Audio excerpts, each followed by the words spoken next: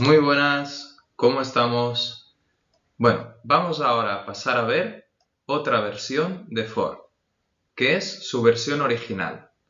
Es un tanto más compleja que las otras versiones que hemos visto, que eran for in y for of, pero igual de útil. Si miramos el ejemplo, vemos que en este caso se utiliza for. Hay como tres instrucciones que están separadas por un punto y coma y luego utilizamos un bloque. Recordad que allá donde se utilice un bloque también podría utilizarse únicamente una sola línea, una sola instrucción de código. Sería la instrucción que se repetiría. Aquí nos explican la sintaxis y nos hablan de estas tres partes.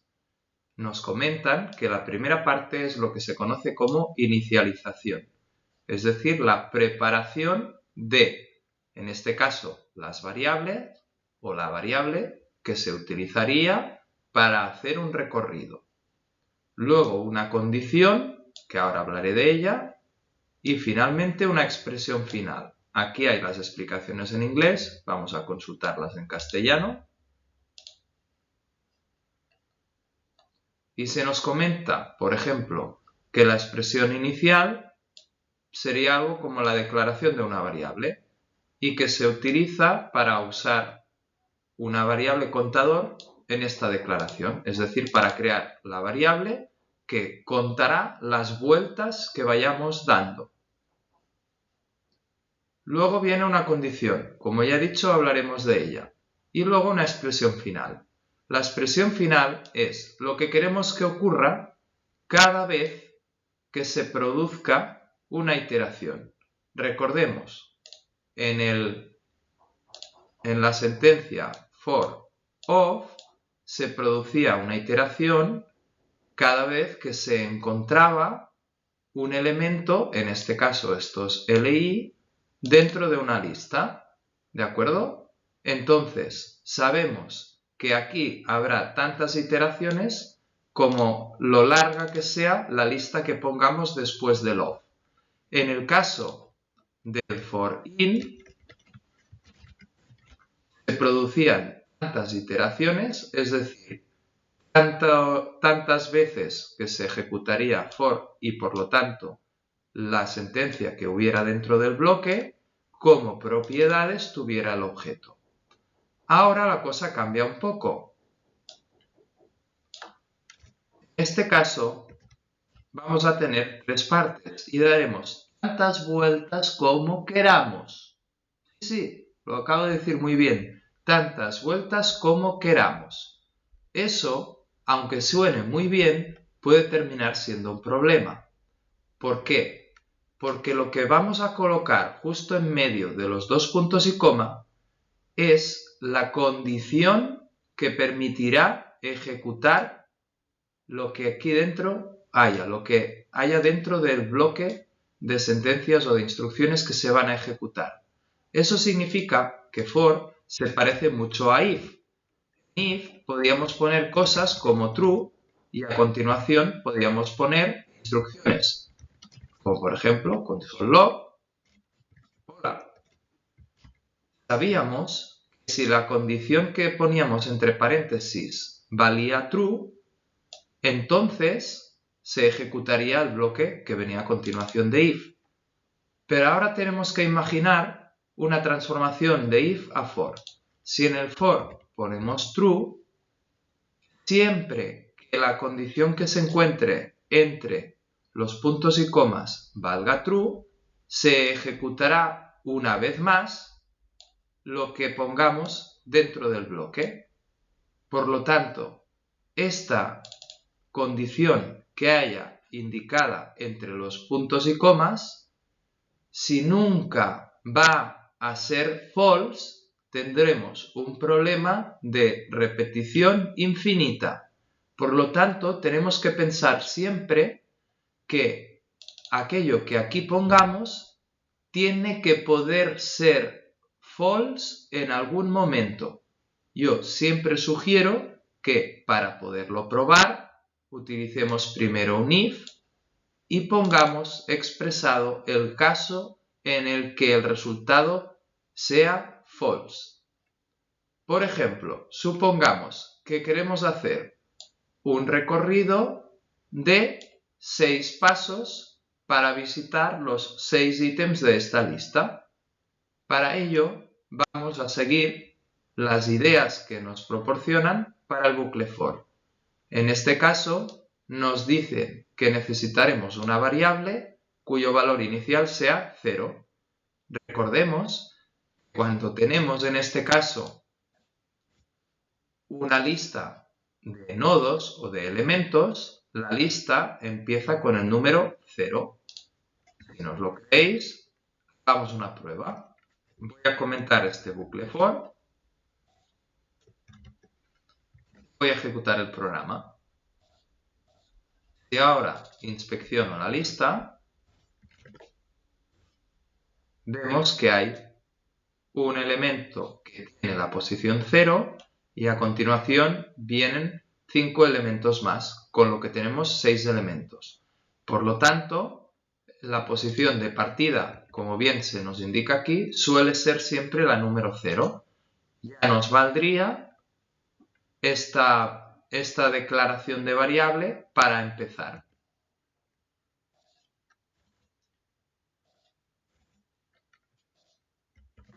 La variable podríamos haberla declarado antes. Podríamos no necesitar nada. Es decir, aquello que pongamos aquí es una preparación que necesitaremos para esta sentencia for. Pero no estamos obligados a hacerla literalmente aquí dentro, con lo que podríamos hacerla justo antes. Lo que sí es importante es que debe ocurrir antes de que empiece la sentencia for si la variable que utilicemos o que creemos va a ser utilizada en el for. Y ahora viene la parte más importante de todas, que es la condición. Para que esto sea false en algún momento, deberíamos pensar en alguna condición que pueda depender de i, siempre y cuando i vaya avanzando. Para hacer que i vaya avanzando, tenemos la parte final de for, que es, digamos, aquello que queremos que ocurra en cualquier caso en que se ejecute la sentencia for en una de sus iteraciones. Lo que se suele hacer desde que se inventó la sentencia for es hacer que i crezca 1 y que cada vez valga una unidad más de la que valía en la iteración anterior. Eso se suele hacer con i más. ¿Os suena un lenguaje de programación que se llama C++? La idea del nombre C++ viene justamente de esto que hemos puesto aquí, como expresión final. Así, no nos olvidamos nunca de que si empezamos con i igual a 0, en cada iteración i valdrá un poquito más. Para que podamos verlo, voy a hacer un console log de i. Y ahora voy a poner una condición, por ejemplo, que diga que siempre que i sea más pequeña que 5, vaya creciendo. En la medida en que vaya creciendo, deberá ejecutarse todo el código que haya en este bloque. En realidad, la parte final de la sentencia for se ejecutaría como última instrucción. Incluso podríamos hacer sencillamente esto. Os recuerdo, i++ es lo mismo que si dijéramos i vale lo que ya valía más 1. Significa lo mismo, pero expresado de un modo más breve. Entonces, tenemos que las 3 partes de la sentencia for, una es la preparación previa, que es lo que va antes del primer punto y coma, y que lo he colocado como si fuera una instrucción previa, y la instrucción final, que es la que se pone aquí, y que suele ser aquella que asegura que de alguna manera algo cambie cada vez que se ejecuta el bucle for, o la sentencia for, mejor dicho. Veámosla ahora en funcionamiento, a ver si logramos ver cómo i crece desde 0 hasta 4, que es el último valor permitido. Voy a limpiar la consola y lo ejecuto.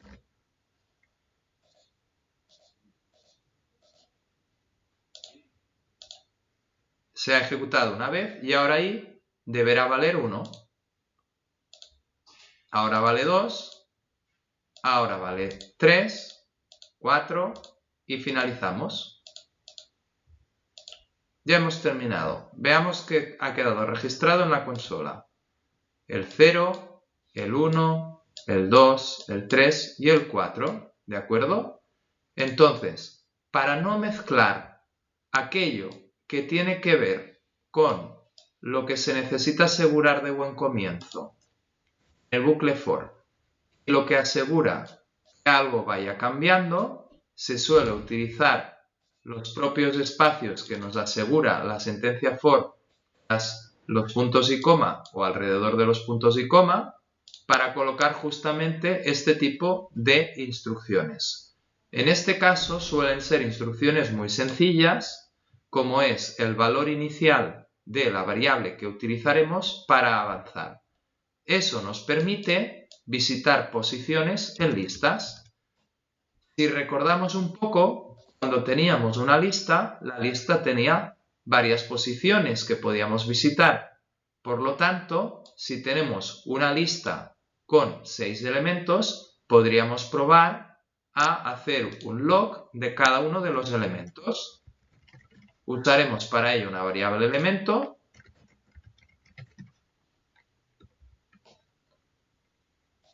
y cada vez que se ejecute el bloque de la sentencia for, colocaremos el valor del ítem de la lista que hemos obtenido que corresponda con la posición que marque la variable i. Por lo tanto, haremos elemento igual a lista. En lugar de poner un número como la posición 0 o la posición 1 o la posición 3, utilizaremos la posición que diga la variable i. Sabemos que la primera será la 0, luego la 1, la 2, la 3 y la 4. Y podríamos, por ejemplo, hacer console.log de elemento inner text, porque sabemos que lo que obtenemos en esta lista son elementos HTML. Pasemos a ejecutarlo.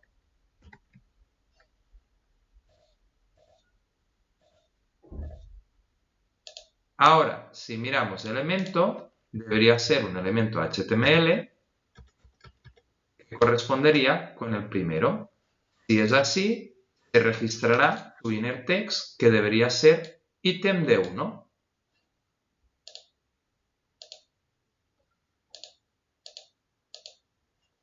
Vamos a ver qué ha quedado registrado. De momento tenemos que hemos pasado 2 veces y tenemos ítem de 1 e ítem de 2. Y ahora i adquirirá el siguiente valor. Tenemos que pensar que cuando se ejecuta la sentencia for, el valor inicial de i es el que utilicemos en la preparación y solo se ejecutará esa instrucción la primera vez, en la primera iteración. De hecho, antes incluso de que empiece la primera iteración. En todo el resto de iteraciones se mirará si i es menor que 5 y después de ejecutar todo el bloque se asegurará un avance con el último tramo de la expresión for. Hay que ser, recuerdo, especialmente cuidadosos en la condición. En algún momento debe dejar de cumplirse.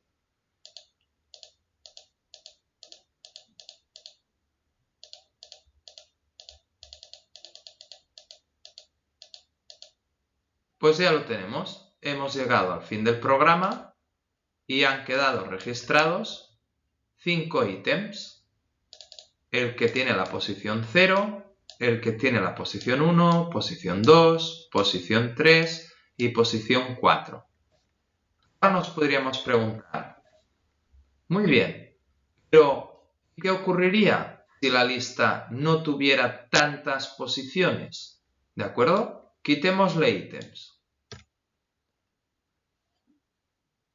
Las iteraciones que se producirían en el bucle, como están condicionadas por un límite que es el número 5, no guardan ninguna relación con la cantidad de ítems que haya en la lista, con lo cual nos podemos encontrar en que en la última iteración la variable i tenga el valor 4, que era la posición que antes tenía el ítem 1.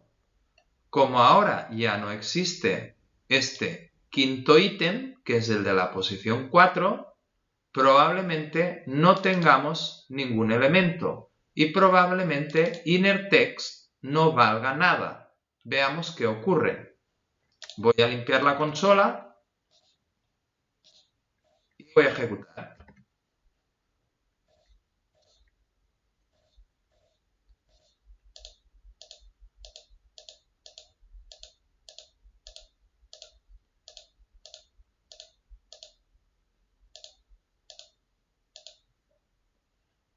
Fijémonos, habíamos llegado ya al cuarto ítem. Por lo tanto, habíamos pasado por los valores de i, 0, 1, 2 y 3, y los habíamos utilizado aquí para acceder a las posiciones dentro de esta lista de elementos. Ahora i tiene que valer 4, y eso es un problema, porque la posición 0 es del ítem 1, la posición 3 es del ítem 4, pero en la posición 4 no hay nada, no hay ningún elemento. Y entonces el elemento innerText seguramente genere un error. A ver qué pasa si continúo. De momento no ha ocurrido nada. Pero no he llegado al fin del programa. Ello es debido a que se ha producido un error que no ha quedado registrado en este caso, porque no estoy trabajando literalmente con la consola de Chrome. ¿Cómo puedo resolver este problema? Bien, la mejor manera de resolver este problema es tomar la medida de la lista. La medida de la lista la podemos guardar y podemos decir que, por ejemplo, la cantidad de elementos que hay en la lista es en realidad la longitud de la lista. Todas las listas son objetos que tienen la propiedad length y podemos utilizarla para usarla de límite. La longitud es el recuento de ítems, por lo tanto length valdrá 4. Si yo aquí pongo cantidad, la condición que hay entre los puntos y coma dejará de ser cierta porque es 4 cuando i valga 4. Entonces, si i empieza valiendo 0 y cada vez crece 1, los valores de i que voy a conseguir en las iteraciones de la sentencia for serán el primero el 0, después el 1, después el 2, luego el 3 y nunca podré llegar a ejecutar este bloque con el valor 4 para la variable i, porque la condición de que 4 sea más pequeño que 4, como no es true, no me permitirá ejecutar el bloque de código. Veamos si es así. Voy a limpiar la consola. Voy a ejecutar.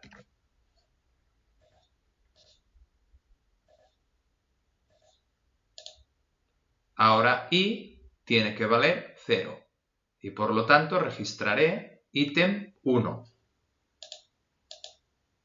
Ahora valdrá 1 y registraré el ítem 2. Ahora valdrá 3. Fijémonos que me encuentro en la línea 26 porque la condición se considera cierta. Es correcto.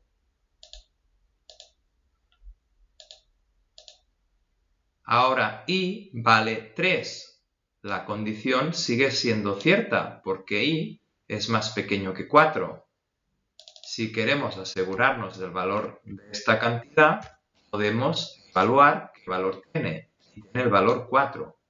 La y, si la evalúo, tiene el valor 3. Por lo tanto, 3 es más pequeño que 4.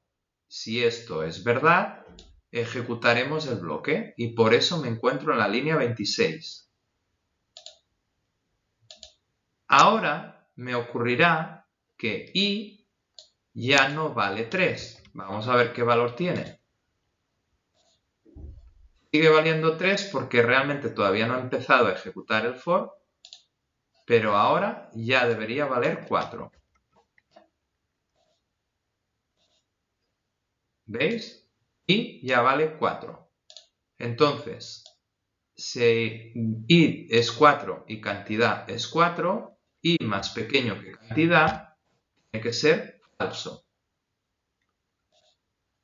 Aquí lo tenemos, es falso. Por lo tanto, ya no vamos a saltar a la línea 26 y saltaremos a la siguiente, que es la línea 30. ¿Lo veis? Para que el bucle for no os dé problemas, tenéis que pensar siempre en si aquello que vais a utilizar para hacer el recorrido es una variable que solo se va a utilizar para el for. Eso es importante. Además, tenéis que asegurar que esa variable crezca hasta que llegue a un punto en que ya no tenga que crecer más. Y ese punto lo tenéis que expresar así. Tenéis que usar y más pequeño que, y aquí tenéis que poner el límite. El límite tiene que ser un valor numérico. Tiene que ser algo que vaya desde el 0 hasta el número que queráis. Pero tiene que ser un valor numérico. En caso contrario, no podemos saber si esto será cierto o falso. Y hasta aquí el bucle for. Espero que os haya gustado. Un saludo.